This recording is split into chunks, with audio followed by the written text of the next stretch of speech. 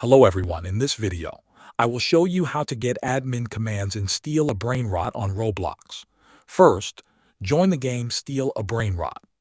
Once you are in the game, look for the option to buy the admin panel. When you purchase the panel, it will automatically be added to your screen. Next, open the admin panel. You will now have access to a list of admin commands that you can use while playing. These commands let you control different parts of the game. For example, you can morph into different characters to change your look and play style. You can also adjust your size to become bigger or smaller. Some commands give you special abilities. You can use the rocket command to launch yourself into the air, the ragdoll command to make your character fall over, or the jail command to trap another player. You can also spawn items using the admin panel. This includes common objects and rare brainrots that most players will not have. Keep in mind that these commands only work if you have purchased the admin panel with Robux. Without it, you will not be able to access or use any of the commands.